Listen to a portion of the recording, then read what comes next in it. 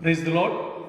ప్రభునందు ప్రియమైన మీకందరికీ యేసుక్రీస్తు ప్రభువు నామములో మరొకసారి శుభములు తెలియజేస్తున్నాం. ప్రభువును ఆరాధించుట కొరకై దేవుని ప్రజలంగా దేవుని మందిరంలో సమాజంగా కూడుకొనలేక పోవడం కారణం చేత ఈ రీతిగా దేవుని వాక్యాన్ని ఆన్లైన్లో మీకు యూట్యూబ్ ఛానల్ ద్వారా అందించేదానికి ప్రభు ఇచ్చినటువంటి ఈ మంచి అవకాశాన్ని బట్టి దేవునికి కృతజ్ఞులమై ఉన్నాం. ఈ దినం ప్రభువును ఆరాధించేదానికంటే పూర్వము దేవుని వాక్యమును ధ్యానించి దేవుని వాక్యం ద్వారా ప్రోత్సహింపబడి పురికొల్పబడిన వారమై ప్రభువును ఆరాధిస్తాం. దేవుని వాక్యాన్ని వినేదానికంటే పూర్వం ప్రభు సహాయం నిమిత్తమై చిన్న ప్రార్థన చేసుకుంటాం. ఈ ప్రార్థనలో దయచేసి మాతో కలిసి మీరు కూడా ఏకీభవించవలసిందిగా ప్రేమతో మనం చేస్తున్నాం. ప్రార్థన చేసుకుంటాం.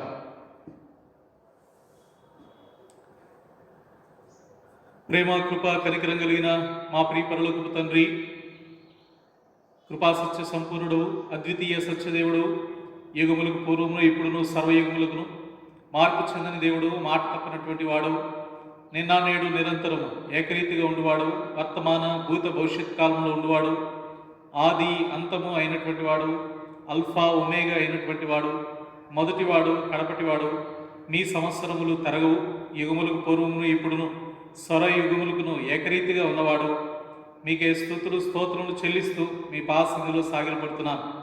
మీ అనాదికాల సంకల్పం చొప్పున జగత్తు పునాది వేయబడక మునిపే క్రీస్తులో మమ్మల్ని ఏర్పరచుకొని మా జీవితాలలో మీరు జరిగించిన అద్భుతమైన ఆశ్చర్యకరమైన కార్యములన్నింటిని బట్టి మిమ్మల్ని స్తుతిస్తూ మయపరుస్తూ గనపరుస్తున్నాం.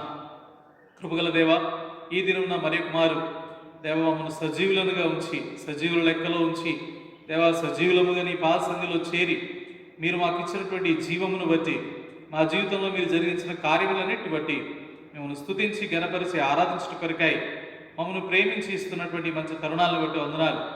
మీరు చేసిన మేలులు ఉపకారములు బహుగొప్పవి. నిత్య నరకానికి పాత్రులమై శిక్షార్హులమై మేముండగా మమ్మల్ని నిత్య నరకము నుండి తప్పించి నిత్య రాజ్యములకు మమ్మల్ని పాత్రులనుగా చేసినందున మిమ్మల్ని స్తుతిస్తూ మయపరుస్తూ గనపరుస్తున్నాం. దేవాయోగ్యుడు నా పాత్రులను నిష్ప్రయోజకమైన దాసులైన నన్ను జ్ఞాపకం చేసుకునండి. కావాల్సిన మీ మాటలు అనుగ్రహించమని నీ వాక్యం ద్వారా దేవ మేమందరూ ఉజ్జీవింపబడినట్లుగా నా నోట మీ మాటలు ఉంచుతున్నామని మీ సహాయం మీ కృపను కోరుతూ త్వరలో రాని అయిన యేసుక్రీస్తు ప్రభువారి అతి శ్రేష్టమైన అత్యున్నతమైన ఘనమైన నామం పేరట స్తుతించి ప్రార్థించి వినయంతో అడిగి వేడుకొంచున్నాము తండ్రి, ఆమెన్.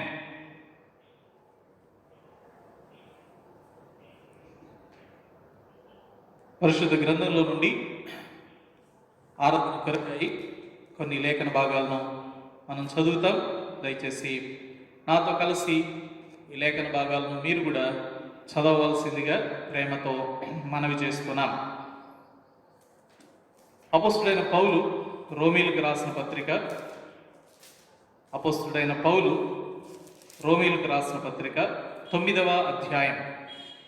అపోస్తుడైన పౌలు రోమీలకు రాసిన పత్రిక 9వ అధ్యాయము. మనమందరం కలిసి మొదటి నుండి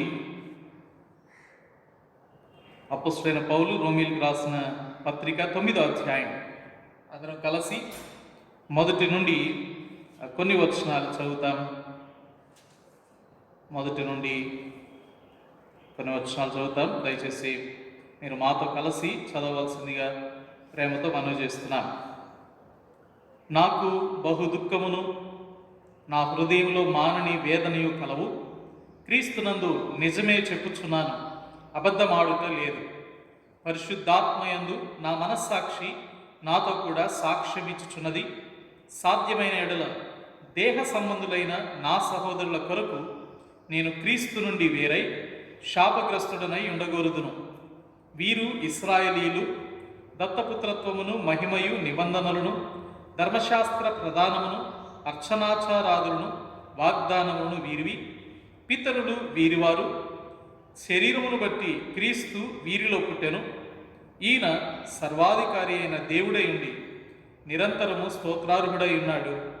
ఆమెన్.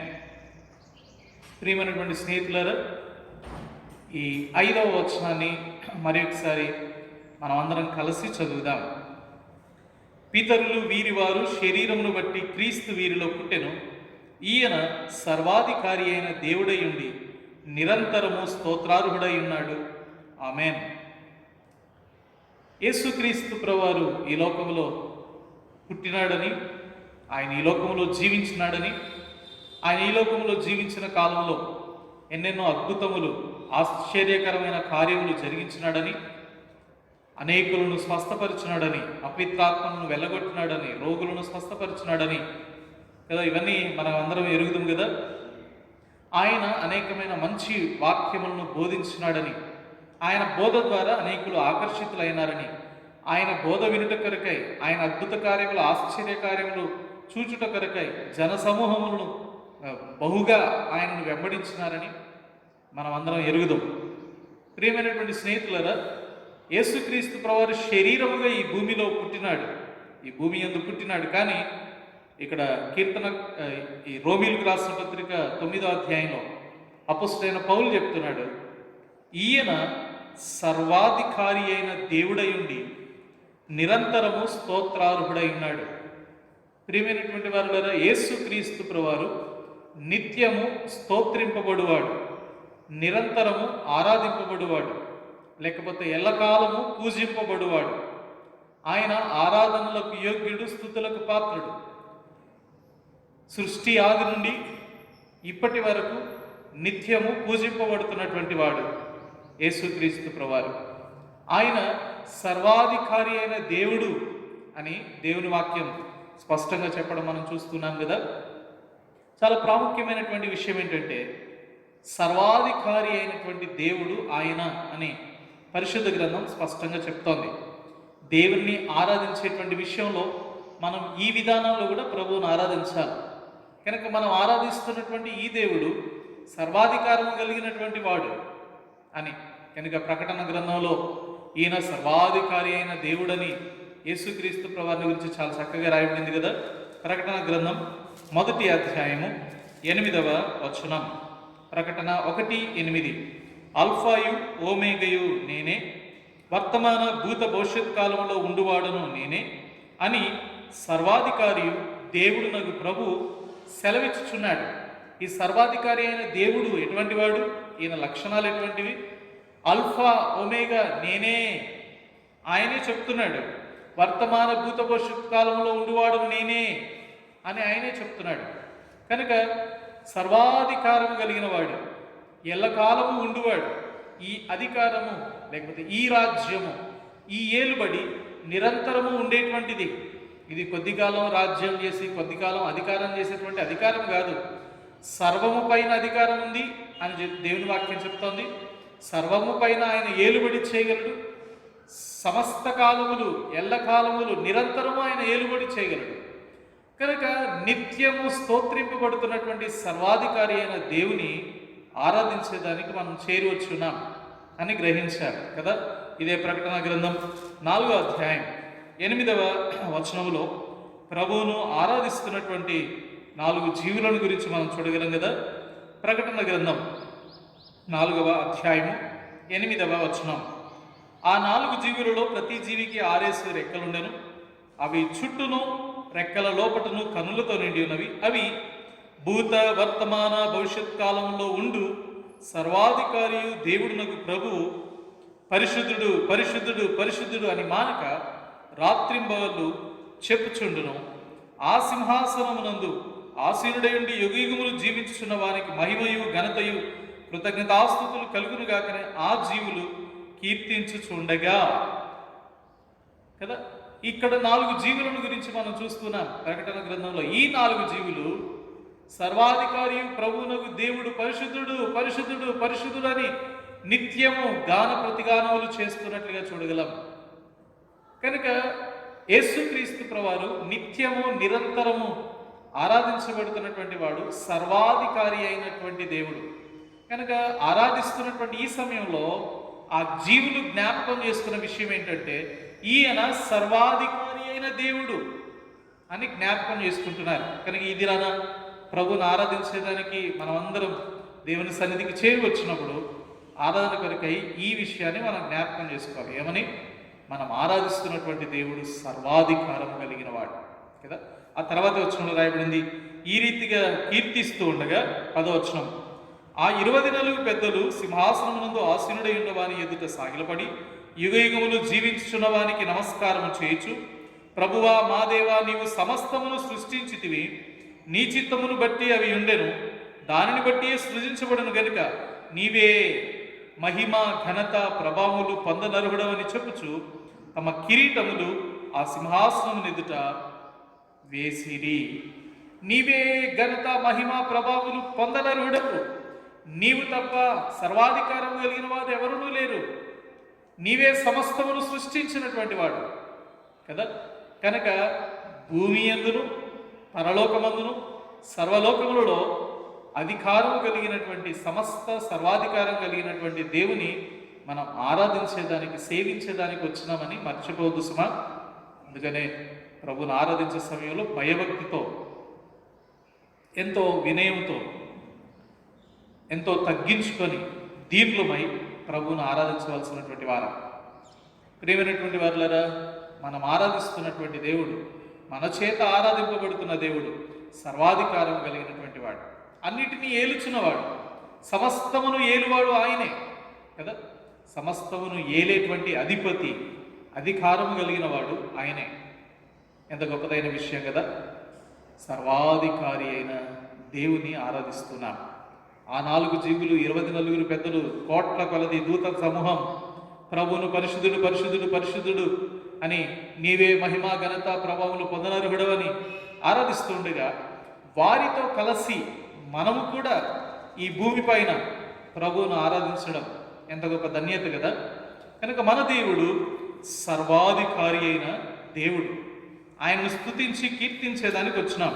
ఇదే ప్రకటన గ్రంథం 11వ అధ్యాయం 17వ వచనంలో, ప్రకటన గ్రంథం 11వ అధ్యాయం 17వ వచనంలో 24 పెద్దలు కూడా ప్రభువును ఎలా ఆరాధిస్తున్నారో చూడొచ్చు.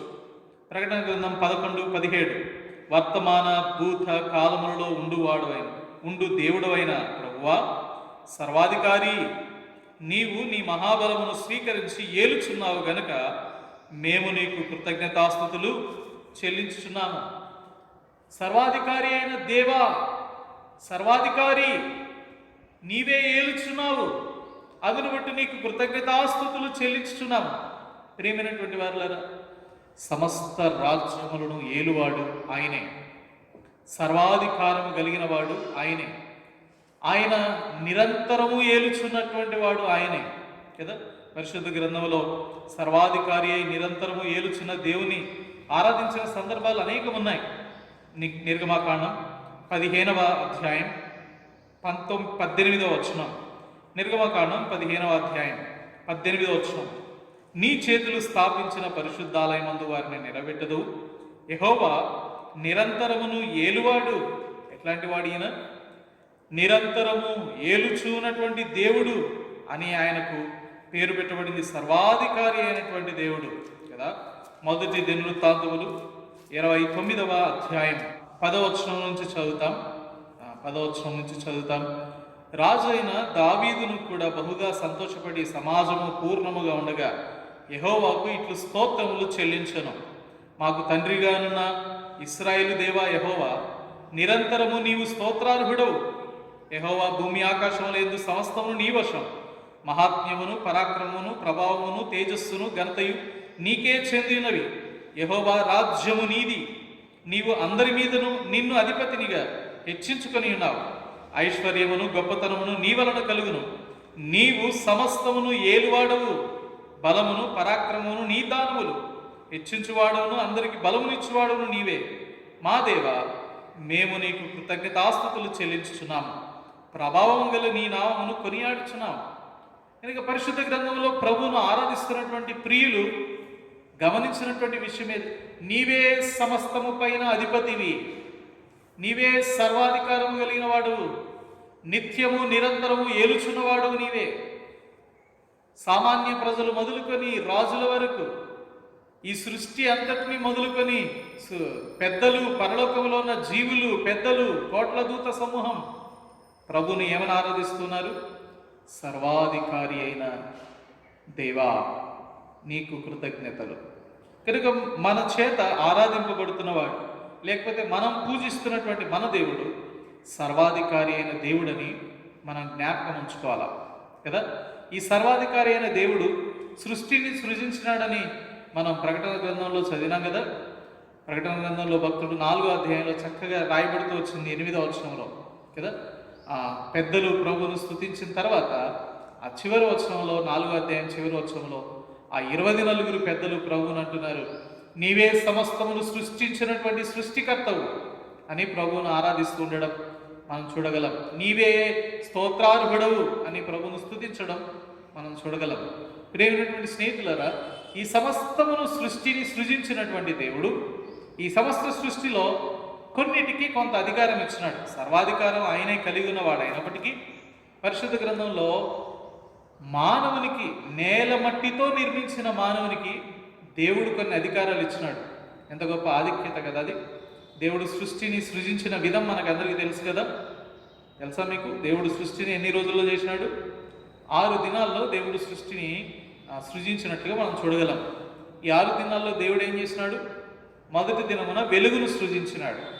రెండవ దినమున ఆకాశ విశాలమును ఏర్పరిచి సముద్రమును సృష్టించినాడు. మూడవ దినమున సముద్రములో నుండి ఆరిన నేల కనబడినట్లుగా దేవుడు సృష్టించి ఆ నేలపైన ఫలవృక్షములను అన్ని విధములైన గడ్డి, మొలకెత్తు వృక్షమును దేవుడు సృష్టించినాడు. 4వ దినమున సూర్యచంద్ర నక్షత్రమును దేవుడు సృష్టించినాడు. 5వ దినమున సముద్రములో జలచరాలను, ఆకాశంలో ఎగిరే పక్షులను దేవుడు సృష్టించినాడు. 6వ దినమున ఈ భూమి మీద సంచరించేటువంటి ప్రతి జీవిని, దాంతోపాటు నరుని దేవుడు సృష్టించినట్టుగా మనం చూడగలం. ఈ 6 దినాల దేవుని సృష్టిలో ఏలుట అనేటువంటి మాట మనకు ఆ ఆదికాండం 1వ అధ్యాయంలో చాలా చక్కగా కనిపిస్తోంది కదా. ఒకసారి ఆ మాట చదువుతామా? ఆదికాండము 1వ అధ్యాయము 14వ వచనములో దేవుడు జ్యోతులను సృష్టించినట్టుగా మనం చూడగలం. ఈ జ్యోతులను సృష్టించి దేవుడు వాటికి ఒక అధికారం ఇచ్చినాడు కదా. ఏమని అధికారం ఇచ్చినాడు? చదువుతాం. ఆదికాండం 1వ అధ్యాయం 14వ వచనం నుండి, దేవుడు పగటిని రాత్రిని వేరుపరుచున్నట్లు ఆకాశ విశాలమందు జ్యోతులు కలుగునుగా కనియు, అవి సూచనలను, కాలమును, దిన సంవత్సరములను సూచించుటగా యుండుగా కనియు, భూమి మీద వెలిగించుటకు అవి ఆకాశ విశాలమందు జ్యోతుల యుండుగా కనియు పలికెను. ఆ ప్రకారం ఆయను. 16వ వచనం అందరం కలిసి చదువుదాం. దేవుడు ఆ 2 గొప్ప జ్యోతులను అనగా పగటిని ఏలుటకు పెద్ద జ్యోతిని, రాత్రిని ఏలుటకు చిన్న జ్యోతిని, నక్షత్రములను చేసెను. 17వ వచనం, భూమి మీద వెలుగిచ్చుటకును, పగటిని రాత్రిని ఏలుటకును, వెలుగును చీకటిని వేరుపరచుటకును దేవుడు ఆకాశ విశాలమందు వాటిని ఉంచెను. అది మంచిదని దేవుడు చూచెను. దేవుడు సూర్య చంద్ర నక్షత్రమును సృష్టించి వాటిని ఏలుటకు దేవుడు ఉంచినాడు. వేటిని ఏలేదానికి ఉంచినాడు? పగటిని ఏలేదానికి పెద్ద జ్యోతిని, రాత్రిని ఏలేదానికి చిన్న జ్యోతిని, నక్షత్రమును దేవుడు సృష్టించినాడని, ఈ భూమి పైన దేవుడు మానవుని కొరకై వాటిని సృష్టించినాడని, పగటిని ఏలేదానికి ఒకటి, రాత్రిని ఏలేదాన్ని ఏలుబడి చేసేదానికి వాటిని ఇచ్చినట్టుగా మనం చూడగలం. ఇదే అధ్యాయంలో ఏలుట అనేటువంటి మాట, లేకపోతే ఏలుబడి చేయుట, అధికారము చేయుట అనే మాట ఇంకొకరికి కూడా రాయబడింది కదా. ఎవరా వ్యక్తి? చదువుతాం.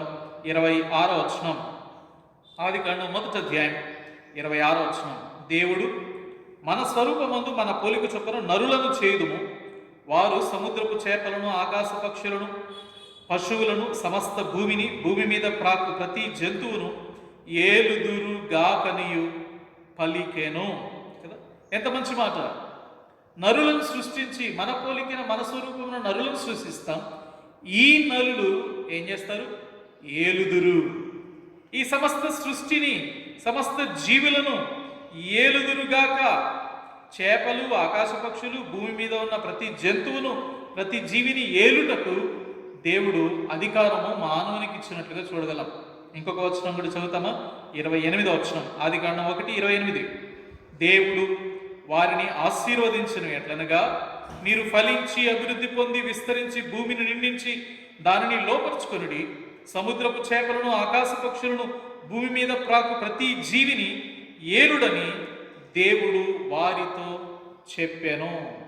ఏలుము అనే అధికారం ఇచ్చినాడు. ఎంత గొప్ప అధికారం కదా!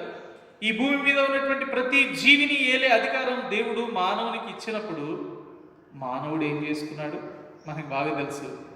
మానవుడు దేవుడు ఇచ్చిన అధికారాన్ని కోల్పోయినాడు. మానవుని యొక్క అపరాధమును బట్టి, మానవుని పాపమును బట్టి దేవుడు ఎంతో గొప్ప అధికారం సృష్టినంతా చేసి ఈ సృష్టి మీద, ఈ జీవులన్నిటి మీద ఏలే అధికారం మానవునికి అనగా నీకు నాకు దేవుడు ఇవ్వగా మనం అధికారాన్ని కోల్పోయినాం. ఇప్పుడు ఏమైపోయినామో తెలుసా? వాటి అధికారం కిందకి వచ్చినాం కదా. వేటిని ఏలమని దేవుడు అన్నాడో వాటినే దేవునిగా మానవులు పూజించడం ఎంత దుఃఖకరమైన విషయం కదా. ఏ దేవుడు వీటన్నిటిని సృష్టించి, సృష్టికర్త అయిన దేవుడు వీటిని సృష్టించి వీటిపైన మానవునికి అధికారం ఇస్తే మానవుడు దేవుని అధికారాన్ని విడిచిపెట్టి దేన్ని ఏలాల్సి ఉందో వాటినే పూజించడం ఎంత దుఃఖకరమైన విషయం కదా. కనుక మానవుడు దేవుని, సృష్టికర్త అయిన దేవుని, సర్వాధికారి అయిన దేవుణ్ణి, మానవునికి అధికారం ఇచ్చిన దేవుణ్ణి విడిచి సృష్టిని పూజించడం ఎంత దుఃఖకరమైన విషయం. రోమీయులకు రాసిన పత్రిక 1వ అధ్యాయము 21వ వచనం. మరియు వారు దేవునిని ఎరిగియు ఆయనను దేవునిగా మహిమపరచలేదు, కృతజ్ఞతాస్తుతులు చెల్లింపను లేదు గాని తమ వాదముల యందు వ్యర్థులైరి అని చెప్తూ ఆ తర్వాత 23వ వచనం. వారు అక్షయుడగు దేవుని మహిమను క్షయమగు మనుషుల యొక్కయు, పక్షుల యొక్కయు, చతుష్పాద జంతువుల యొక్కయు, పురుగుల యొక్కయు ప్రతిమా స్వరూపముగా మార్చిరి. దేవుని ఈ జీవుల్లో చూసుకుంటున్నాడు, దేవుణ్ణి మానవుడు జంతువులలో చూసుకుంటున్నాడు, దేవుణ్ణి మానవుడు పక్షులలో చూసుకుంటున్నాడు, దేవుని మానవుడు పురుగులలో చూసుకుంటున్నాడు. దేవుని మహిమను ఒక రూపంలోనికి మార్చి, ఒక స్వరూపముగా మార్చి వ్యర్థులైపోయినారు. సృష్టికర్త అయిన దేవుడు, సర్వాధికారి అయిన దేవుని, ఆయనే సర్వాధికారి సృష్టికర్త అని ఎరిగియు ఆయనను పూజింపక, ఆయనకు కృతజ్ఞతాస్తుతులు చెల్లింపక ఉన్నారని, తమ వాదములు యందు వ్యర్థులైనారని ఎంత చక్కగా దేవుని వాక్యం చెప్తోంది. కనుక దేవుడు మానవునికి ఇచ్చిన అధికారం ఎంత గొప్పది కదా. 8వ కీర్తన దేవుడు మానవుని ప్రేమించి మానవునికి ఇచ్చిన అధికారాన్ని చక్కగా వివరిస్తోంది కదా. 8వ దావీదు కీర్తన 8వ కీర్తన 8వ కీర్తనలో 4వ వచనం చదువుతాం. నీవు మనుష్యుని జ్ఞాపకం చేసుకున్నటకు వాడు ఏపాటివాడు, నీవు నరపుత్రుని దర్శించుటకు వాడు ఏపాటివాడు. ఈ ఎందుకు అనిపిస్తుంది ఈ క్వశ్చన్ ఈయనకి? దేవా, నన్ను జ్ఞాపకం చేసుకోవడానికి నేను ఏపాటి వాడని అని ఎందుకు ఈ ప్రశ్న వచ్చిందో తెలుసా? ఈ సృష్టి అంతటిని చూస్తే వచ్చింది. పై వచనం చదివితే చక్కగా అర్థమవుతుంది కదా. నీ చేతి పైన అయిన నీ ఆకాశములను, నీవు కలుగజేసిన చంద్ర నక్షత్రములను నేను చూడగా అనిపించిన ప్రశ్న ఇది. నీవు చేసిన ఆకాశం, నీవు చేసిన చంద్రుడు, నీవు చేసిన నక్షత్రాలు, ఈ సృష్టి, ఈ విశ్వము, అంతరిక్షము అంతటినీ చూస్తూ ఉంటే దేవా, మానవుని జ్ఞాపకం చేసుకోవడానికి వాడు ఏ పాటి వాడు, నిన్ను నన్ను జ్ఞాపకం చేసుకోవడానికి మనం ఏ పాటి వారం? నిజమే కదా. ఆయన చేసిన సృష్టి ఎంత గొప్పది. ఆయన చేసిన సృష్టిలో నీవు నేను ఎంత ఏ పాటి వారం? అయితే దేవుడు మానవునికి ఇచ్చిన అధికారం ఎంత గొప్పది చూడండి. 5వ వచనం. దేవుని కంటే వానిని కొంచెము తక్కువ వానిగా చేసి ఉన్నావు, మహిమా ప్రభావులతో వానికి కిరీటము ధరింపజేసి ఉన్నావు. 8వ వచనం. సముద్ర మార్గంలో సంచరించు వాటినన్నిటినీ వాని పాదముల కింద నీవు ఉంచి ఉన్నావు. 6వ వచనం. నీ చేతి పనుల మీద వానికి అధికారము.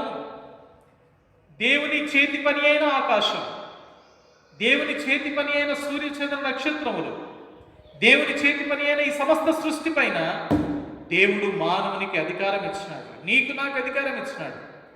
చివరికి ఇప్పుడు మనం ఆ అధికారమును కోల్పోయి దేవుడిచ్చిన అధికారమును విడిచిపెట్టి మన వాదములందు వ్యర్థులైపోయినాం.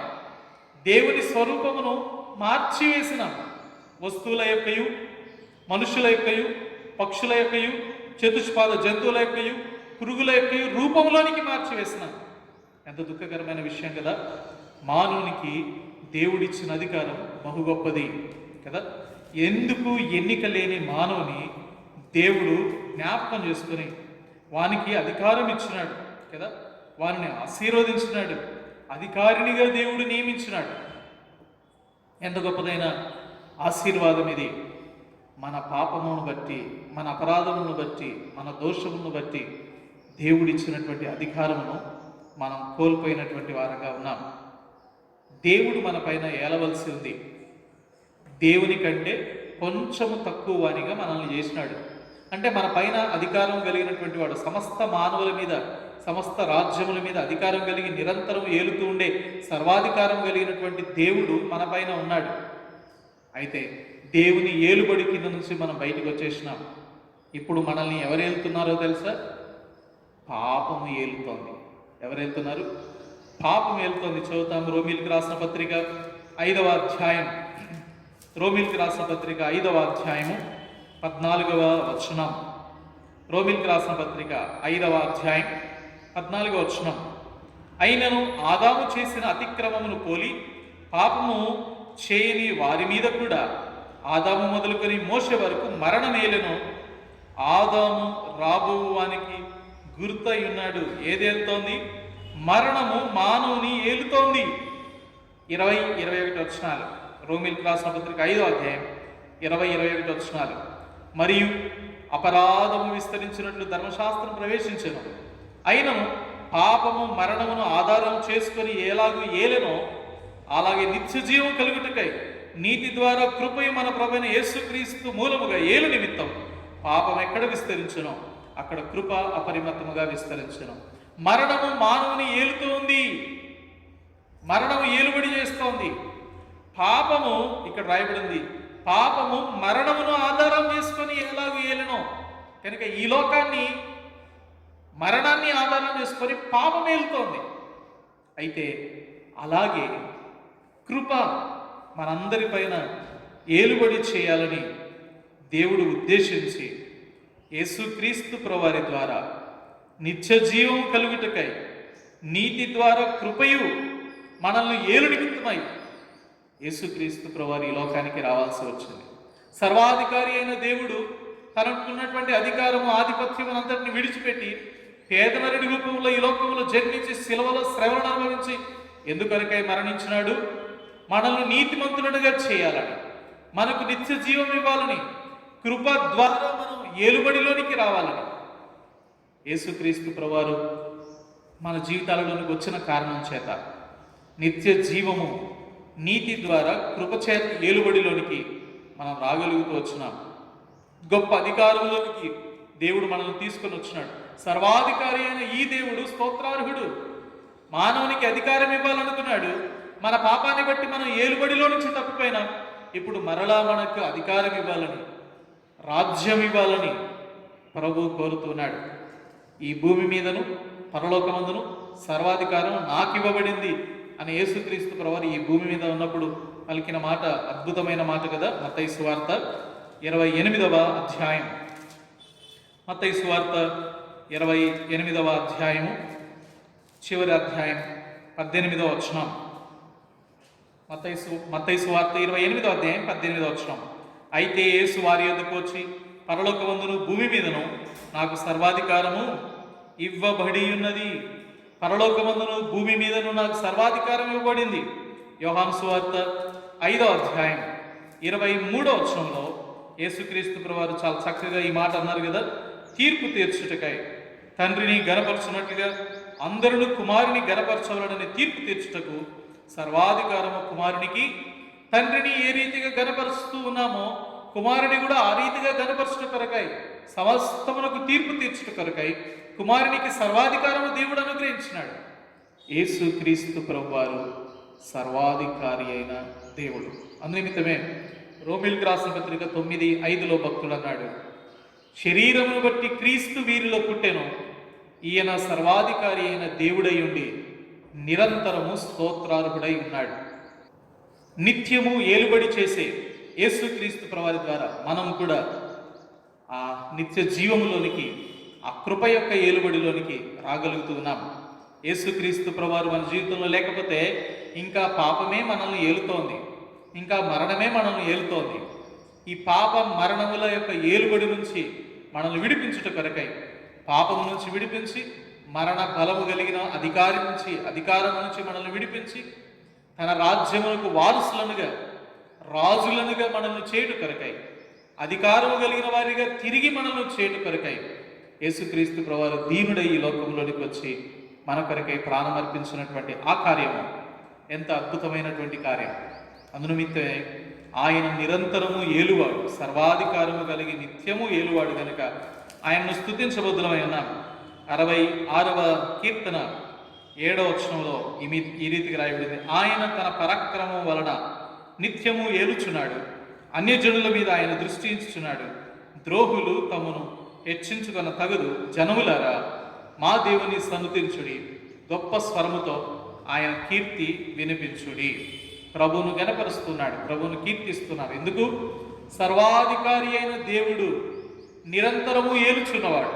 అందునిమిత్తమే మనమందరం కలిసి ప్రకటన గ్రంథం 19వ అధ్యాయం 5వ వచనం 7వ వచనం అందరం కలిసి చదువుతాం. 6, 7 వచనాలు.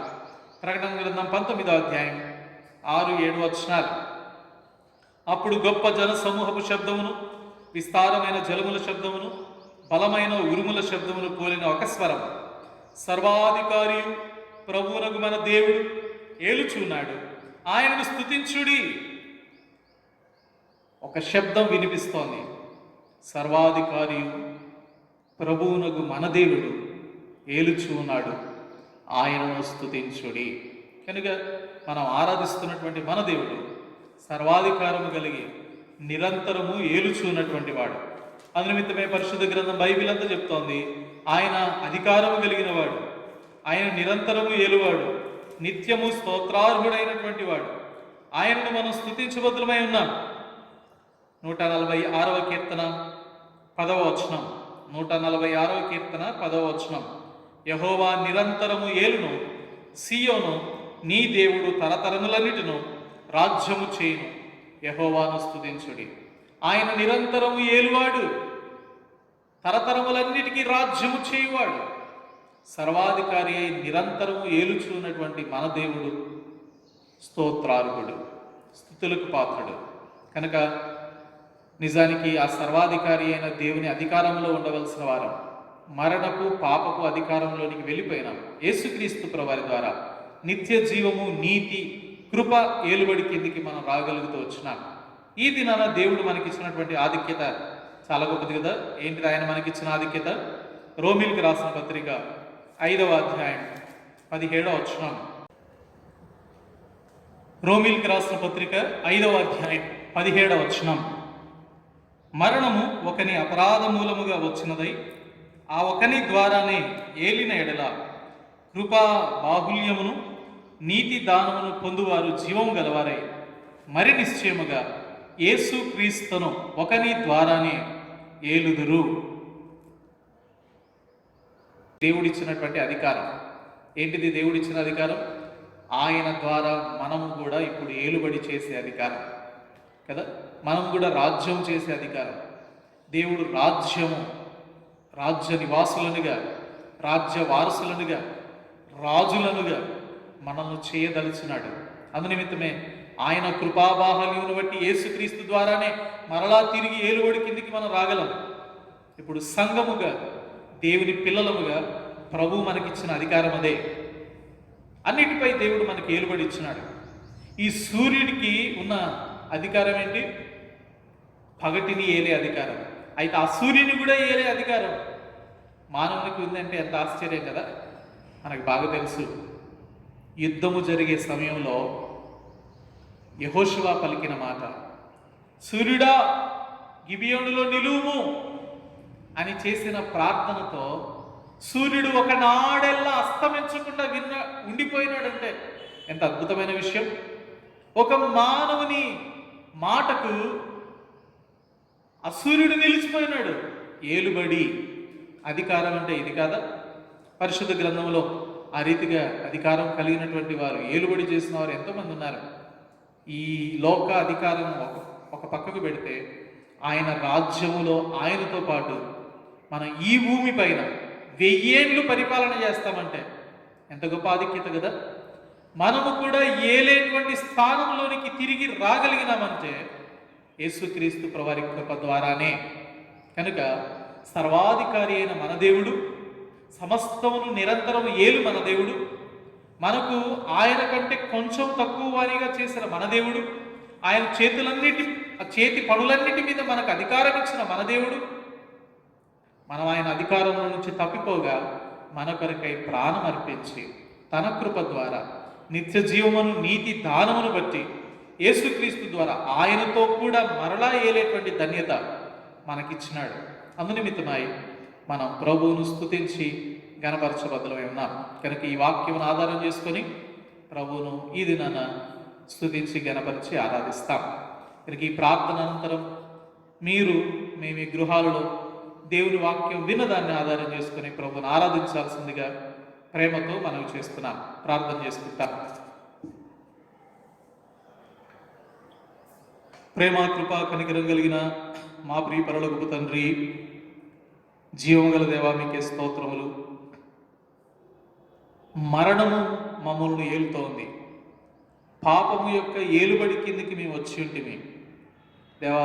ఒకని అపరాధం వలన, ఒకని అతిక్రమం వలన అందరికీ ఇది సంప్రాప్తించింది దేవా. అయితే యేసుక్రీస్తును ఒకని ద్వారా కృపాబాహుల్యము చొప్పున మేము మరలా ఏలేటువంటి స్థానంలోనికి రావాలని మీరు మీ ప్రియకుమారుని అనుగ్రహించినారు. సర్వాధికారం కలిగినటువంటి వాడు మీరే, నిరంతరము స్తోత్రార్హుడవు మీరే, నిత్యము ఏలుచున్నవాడు మీరే. అయితే మీ చేతులన్నిటి పైన మాకు అధికారం ఇచ్చినారు, మీకంటే కొంచెం తక్కువనిగా చేసినారు. అయితే మా పాపమును బట్టి, అపరాధములను బట్టి అధికారంలో కోల్పోయిన వారంగా ఉన్నాం దేవా. చివరికి మీకున్నటువంటి ఆ మహిమను పక్షుల యొక్కయు, పశువుల యొక్కయు, పురుగుల యొక్కయు, జంతువుల యొక్కయు, మనుష్యుల యొక్కయు రకరకాల రూపంలోనికి మేము మార్చి దేవా మేము వ్యర్థులం అయిపోయినాం. అయితే మమ్మల్ని కనికరించి కృప చూపించి దరి చేర్చినారు దేవా. ప్రియ కుమారుని యొక్క యేసుక్రీస్తు ప్రభువారి యొక్క శిలువ బలియాగం ద్వారా మాకిచ్చినటువంటి ఎంతో గొప్ప ధన్యత ఇది. అందును బట్టి మేము స్తుతిస్తున్నాం. మరలా మీతో కలిసి మేము కూడా ఏలుదుము అనే గొప్ప ధన్యత, గొప్ప నిరీక్షణ మాకు ప్రసాదించినందున మిమ్మల్ని స్తుతిస్తున్నాం. సర్వాధికారి అయిన దేవుడు మీరే, నిత్యము స్తోత్రార్హుడవు మీరే, ఘనత, మహిమ, ప్రభావములు పొందనర్హుడవు మీరే అని మిమ్మునే స్తుతిస్తూ గణపరుస్తున్నాం. మా హృదయం అంతటిలో కూడా దేవా ఆ ఆరాధనతో నింపండి, స్తుతి అర్పణతో నింపండి, ఉజ్జీవముతో, ఉత్సాహంతో నింపండి. ఆనందభరితులమై ఉప్పొంగే హృదయములతో మిమ్మల్ని ఆరాధించటకు మమ్మల్ని సిద్ధపరచమని, విత్తబడిన మాటలను నీరుకటి ఫలింప చేయమని యేసుక్రీస్తు ప్రభువారి గణనామములో స్తుతించి ప్రార్థించి వినయముతో అడిగి వేడుకొంచున్నాము తండ్రి. ఆమేన్.